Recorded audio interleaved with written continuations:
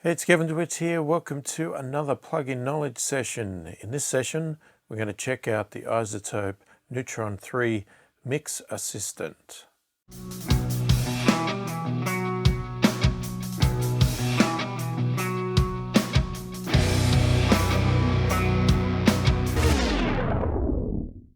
So if you're new to my channel and you like what you see, please click the like button, subscribe to the channel, and don't forget to click the notification bell to be notified of all my videos as they come out. So iZotope, at the recording of this video, have just released Neutron 3, and it has a few new features which I will talk about in another video. But in this video, I wanted to specifically talk about the Mix Assistant function which they've added. And a big question for you that I'd like to see in the comments is, do you think they've gone too far with this one? How far can these plugins go in the way of automation and doing things for you before it just gets ridiculous and goes way too far? So Mix Assistant is supposed to be a tool that allows you to click a button, place the plugin on, say, your output or your mix bus, and then click a button and let it listen to the song, and it makes some decisions about volume levels of each track and adjusts them. Now, to allow you to do that, you need to place some component on each of the tracks, whether that's putting a version of Neutron 3 on every single track, or using their relay function, or even mix tap, something like that, which will give you the same results. Whatever it needs to be, it has to be an iZotope plugin that can talk to the main element of Neutron 3 to allow it to then make some adjustments to those each individual track to suit. And based on styles and everything else, it's supposed to set the levels of all of your tracks to give you a starting point for your mix and get it sounding from just a total mess to something that's slightly coherent. So let's just get into it and check out how it works and what results we can get from it. Okay, so I have just opened up Cubase. I have got a totally blank project. So we're going to give this the ultimate test, and I've got a blank project, and what I'm going to do is I'm going to load. We'll start with one of my songs. Now they're instrumental, so we're not going to be tackling vocals here, but we will just see what this does anyway. So I'm just going to drag these files in to the start, different tracks.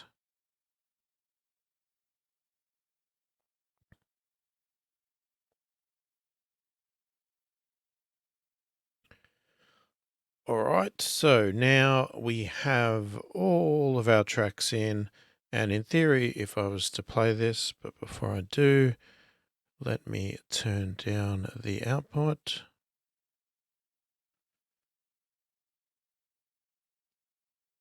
It should sound pretty horrible because they're all going to be different levels.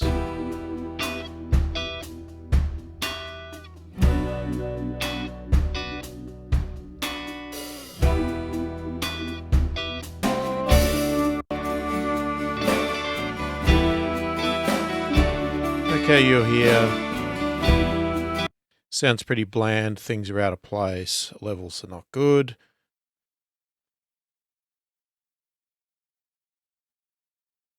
So on the main output here, I am going to load the visual mixer.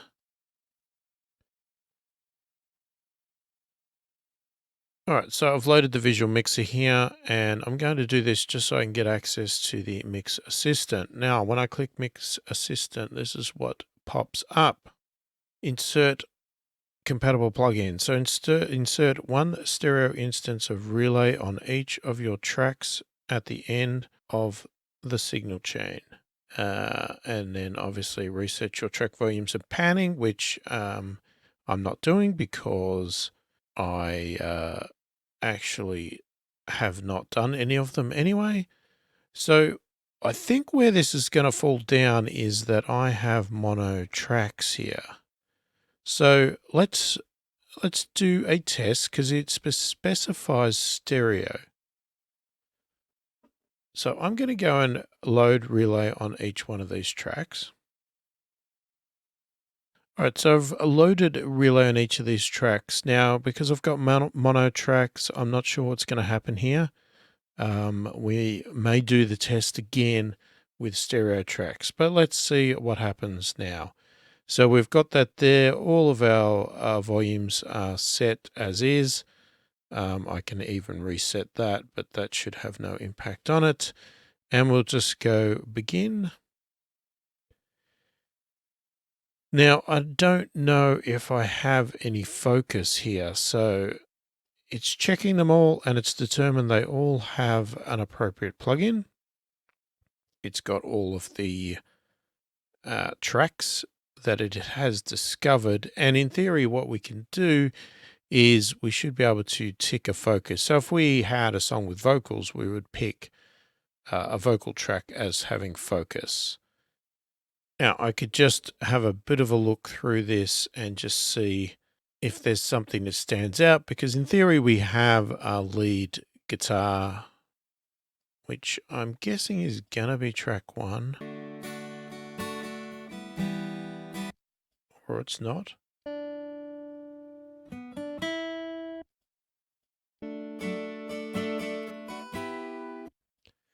So it's actually acoustic track 2. So let's give acoustic track 2 focus. And I know there's a lead guitar part further down that I'm also going to give focus here to give it the best chance.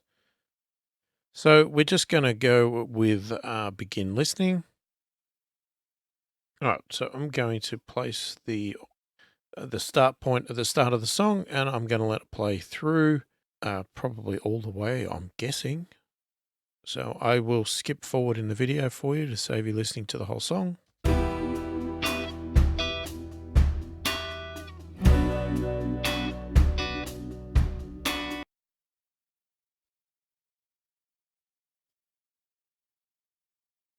All right, so we've played the song through all the way, and I've just stopped it to go to the results, and this is what we get. So good news is it detected that there was no vocals, so it was smart enough to work that out. And in theory, it's broken them up into other sections here. So we've got obviously focus as well, so that we've got them called out independently. And we've got some bass, percussion, and musical. Now we can actually click on the edit classification here and you'll see each of the tracks and what it's decided against it. So if we wrongly called out a track to be our focus, we can change it. And we can see here our guitars are musical, except for this focus one. Our bass, it's come in bass.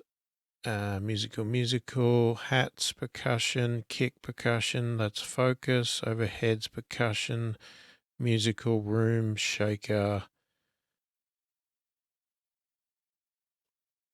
Snare, interestingly enough, it's come up as musical. Strings are musical. Tambourine is musical. Probably would have called that percussion. Violin, tom, it's come up as bass. Okay, so it's got a few of the classifications wrong. We will fix that in a second, but just before we do that, let's actually just hear what it did straight away.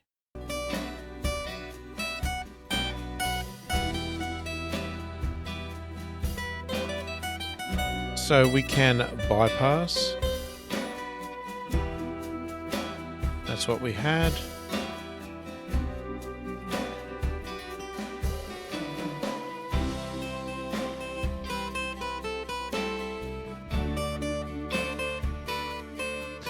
And in theory, we can adjust our groups. So if our focus is too loud or not loud enough, we can adjust it.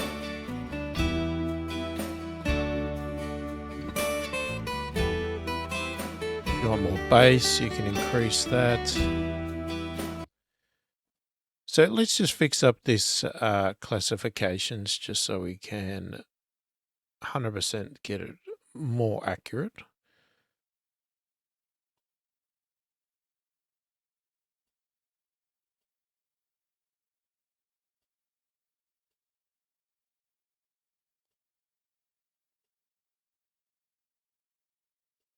All right.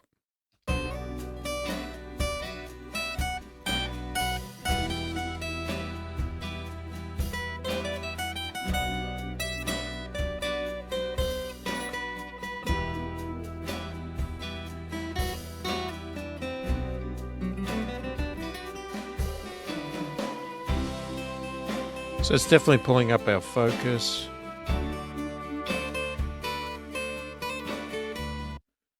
So if we maybe find a part further on, let's see what it did with the other focus track.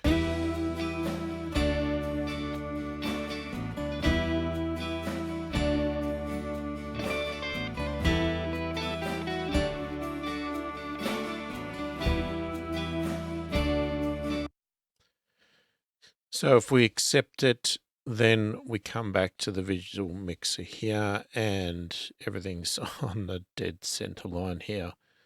So that's what we get from Mix Assistant. Now, what would be nice to do would be to actually do this again with a stereo option for each of the tracks as it wants to do, and to see what results we get from that. So I'm going to quickly set that up now, and we'll see what results we get from having every track set as stereo. Now, obviously in something like Cubase, what that means is we need to load these tracks manually, because as you can see, I just dragged tracks to Cubase and it automatically determined that if it was a mono source, it created a mono track, which doesn't help this plugin. So that's a downside from that point of view, but also it could be downside that all your tracks are stereo, which you may not like.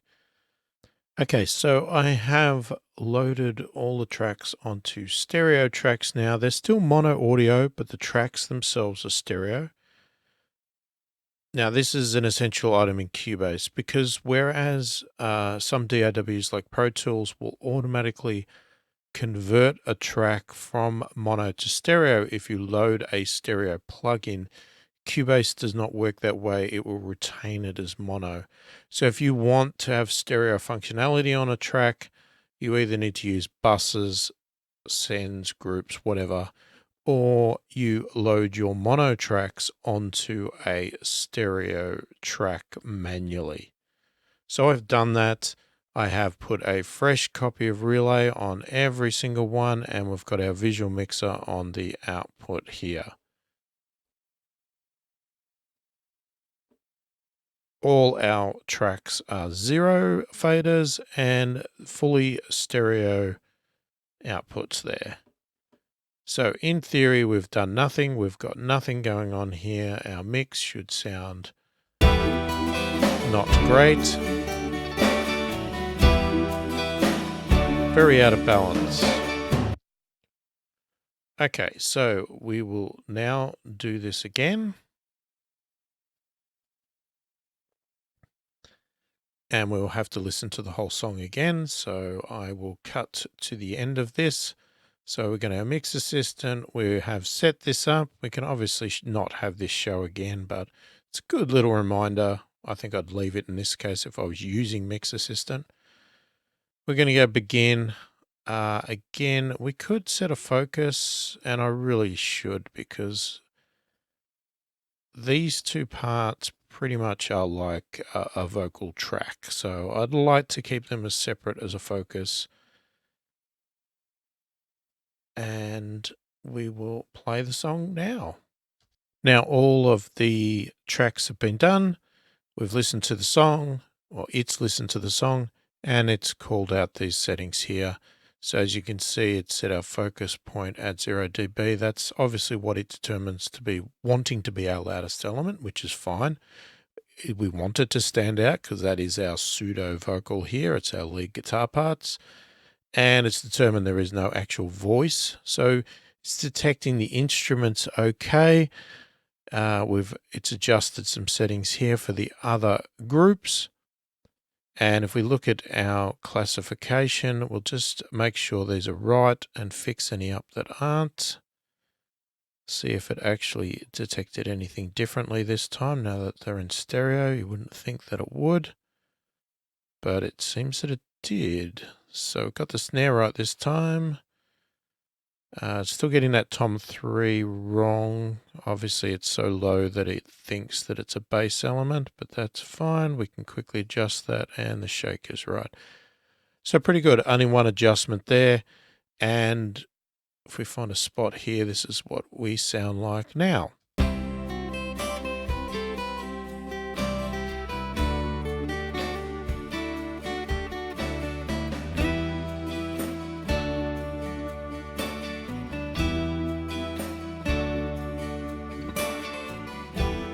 So that's what it sounded like before.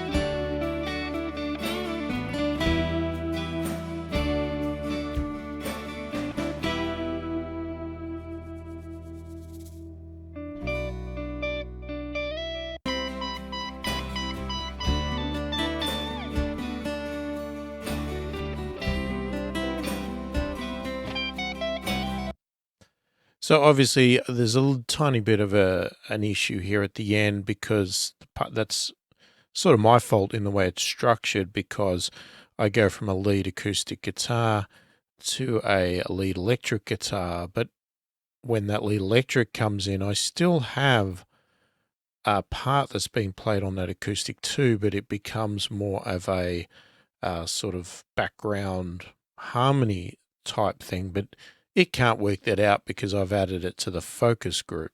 So that would be something that, in theory, what I should have done is actually chopped that and put it on a different track and made that not the focus part here. So we can't blame the plugin for that.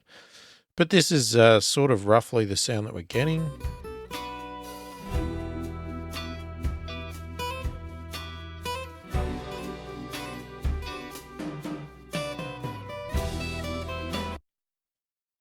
So we accept that there. Again, it's put everything on the center line here, so it's done no panning as such. It's just left everything in its own element. I thought it might have done some panning controls, but it seems that it's making its decision purely on volume, so you can see the placement roughly on them. It's hard to tell because they're all overlapped, but that's the loudest volume, that is the quietest volume. So if you were to follow this down the track, that would be the position that it's placed them all in. And I'm not sure if we can get a better view of that.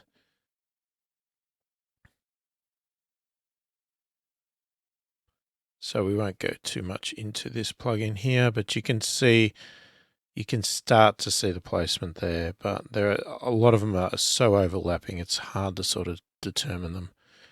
But we can obviously just hide a few things if we want, or if we want to see where each element is placed volume-wise. But it doesn't seem to have done any sort of pan changes there. So it's done no decision-making from that. Now, in hindsight, if you really wanted to take this to the next level, what we probably should have done is, instead of using relay on each track, we should have put a copy of Neutron on each track, if the CPU can take it, because then what that would have given us the advantage of is doing this mix assistant step and then doing track assistant on each track next, which I think what I'll do is I will go into that in the next video, where we'll have a look at doing both options. So this is just a quick run through of mix assistant to give you an idea of what it sounds like straight away. So what I might do is, because that gives you an idea of this song, I'm going to quickly do a run through of another song, and This one's a little bit heavier, and we're going to see what it gets out of that one. But that one, I'm going to put Neutron, or attempt to put Neutron, on all the tracks so that we are set up for the next video. All right, so I've got a new song open here quickly, and it's a bit heavier. It's got lead guitars again, no vocals. And this time I have put a copy of Neutron 3 on each one, all in their default state. It's just a demo version at the moment, so hopefully this works in a demo mode. All the tracks have been reset 0 again. All stereo tracks, even if it's a mono source, and the panning is all left just fully open. And on the main output here, we have the visual mixer. So again, same concept. And I'm hoping that instead of relay, it is happy for it to be Neutron. And it looks like it is. So in this case here, it hasn't ticked them because it's not sure if that is the appropriate plugin, but it is the last plugin in the chain. So we are going to tick all of these to be included. And that's what this option is talking about here. And again, we could set our focus groups here. So we have quite a few lead tracks here. And they all do different parts. But again, I'm going to select them. And then we need to go and play it from the start again and have another listen.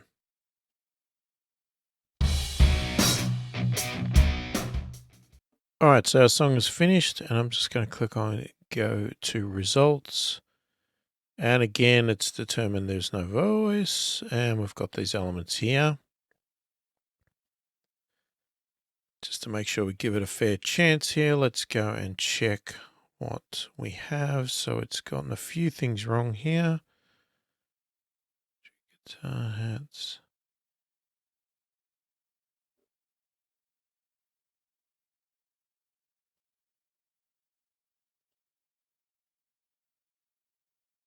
Not too bad, just a couple of elements there wrong. All right, now if we have a listen. So one thing to note, if you want to make adjustments to these settings here, you need to do it now.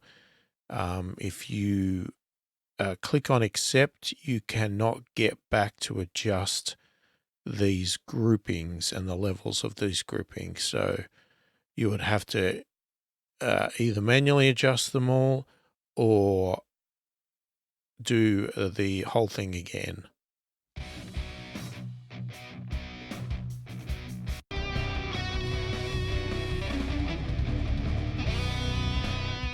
Now we're going to hear some funny stuff because I'm playing it in demo mode, which automatically cuts out sound every now and then. So this is what we had before.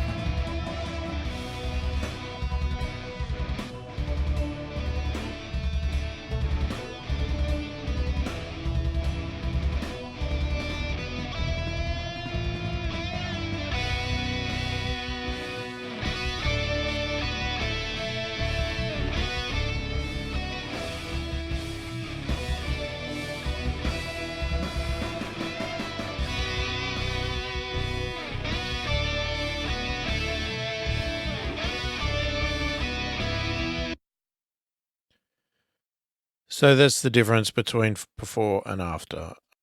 Very hard to make a decision on this yet, but from an overall balance point of view, it's attempted to balance. It's hard to obviously hear because of the silence of the demo, but if you try to ignore that part, I wouldn't say it's given us the best results, but obviously the next step, if we were to take this further with this plugin, would be to do the track assistant, which is what we would do with that.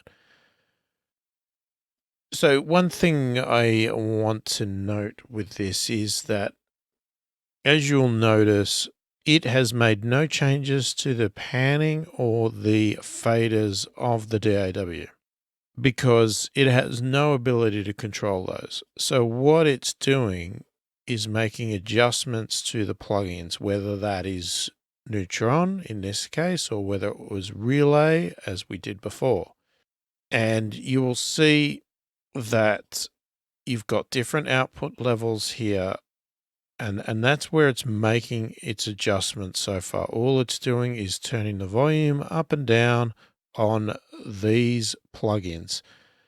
So if you want to go and tweak your mix, now you can start to use the faders, but you need to remember, because it could get quite confusing, is that there is these adjustments being made in the plugins themselves. So you can either continue that process by coming into these plugins and using these as your faders and adjusting them, or just keep these settings in mind, because if you find that this one's a bit too soft in volume and you start pushing your fader up, you're going to hit this top limit here and you might be going, I need more volume, forgetting that the plugin has turned it down. So in theory, you should turn it up here as well. To me, this is the downside to the process. It doesn't quite gel with me, to be honest with you, because first off, you can't remove these plugins now. If you remove these plugins, those volume changes are all gone because they are doing the work. If you want to remove the plugins, so say for instance, you did this process with the relay plugin and you want to remove the relay plugin afterwards because you don't like it sitting there on every track, then really the only way around that would be to go into each one of the plugins and manually take this value and apply it to your fader, then remove the plugin. And you'd have to do that on each of your tracks. Seems a bit of a tedious process and a bit annoying. So theory would be that you would leave their relay plugin on or their Neutron plugin. And look, if you're going to do the entire mix with that and you are sold on it, then that's fine. But if you're someone like me that prefers to see my volume changes done on faders and my pan controls done on the pan controls of the JRW, then this process is not really going to be something that you are going to like or enjoy or want to keep going with. But I'm open to trying things out, and hence we have tried it. So this is the result we have right now from the Mix Assistant, and in a follow-up video we will take it even further by going through each one of these plugins and doing Track Assistant, and we'll see what the combination of Mix Assistant and Track Assistant gives us from a sound point of view.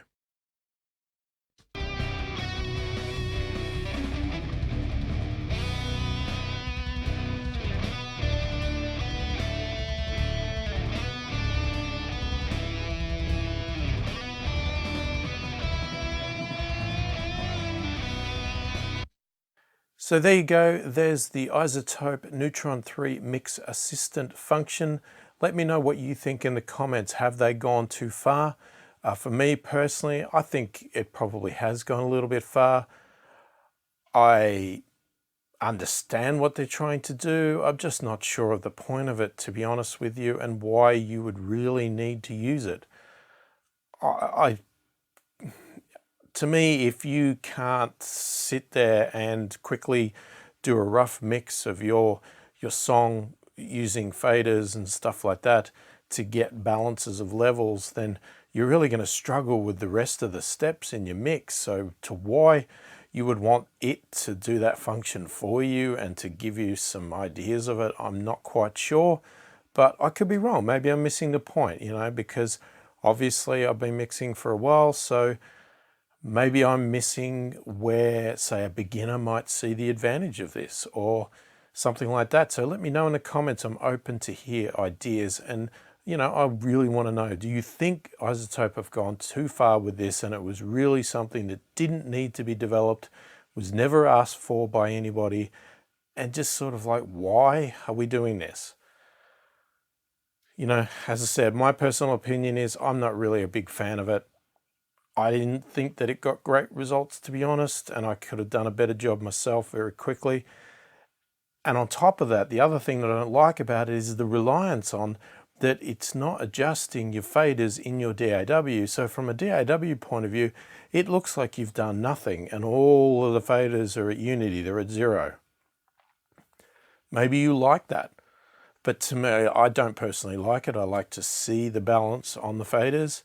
To have to open up plugins to see that, to have those plugins on there forever to keep those balances there, it's just not something that I personally want to be locked into. But again, maybe in different DAWs there's a purpose for it and there's another, there's a reason for it and it works, or maybe it just works for you and your workflow. So let me know in the comments. I'd love to hear. Again, if you like what you see here, please click the like button, subscribe to the channel, click the bell to be notified of all my future videos as they come out. I thank you for watching. Hopefully this has been helpful, and I will catch you in the next one.